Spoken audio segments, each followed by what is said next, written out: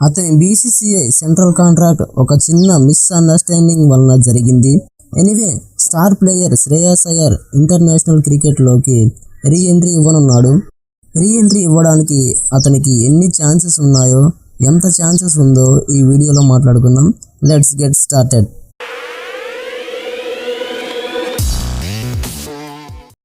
ముందుగా అతని central contract ఎందుకు పోయిందో, ఎలా పోయిందో ఒక చిన్న మాటగా మాట్లాడుకుందాం.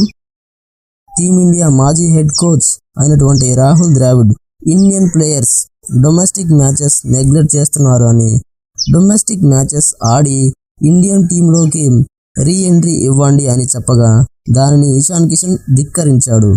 ఈ డిసిషన్ తోటి both Ishan Kishan and Shreyas Iyer central contract అనేది పోయింది. కానీ శ్రేయస్ అయ్యర్ బ్యాక్ స్ట్రెయిన్ ఉన్నా సరే రంజీ ట్రోఫీ ఆడాడు. ఇంకపోతే శ్రేయస్ అయ్యర్ రీ ఎంట్రీ ఇవ్వడానికి అతనికి 3 రకాల ఛాన్సెస్ అనేవి ఉన్నాయి.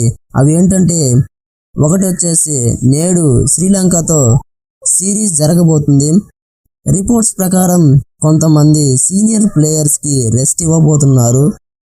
వాళ్ళ ప్లేస్లో అట్లీస్ట్ 1 డే ఫార్మాట్లో అయినా సరే సెలెక్ట్ చేయబోతున్నారు అని రిపోర్ట్స్ వస్తున్నాయి.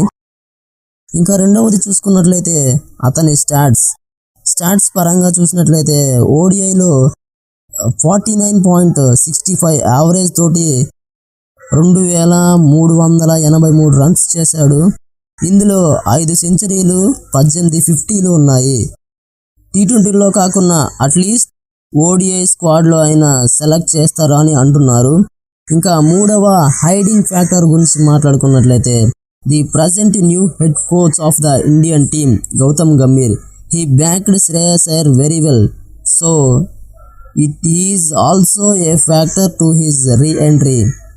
ఇది మరి విషయం. ఈ వీడియో నచ్చినట్లయితే లైక్ చేయండి, మీ అభిప్రాయం కామెంట్స్లో చెప్పండి. అలాగే ఇషాన్ కిషన్ కూడా రీ ఎంట్రీ ఇస్తాడో లేదో కామెంట్స్లో చెప్పండి. Thank you for watching my video.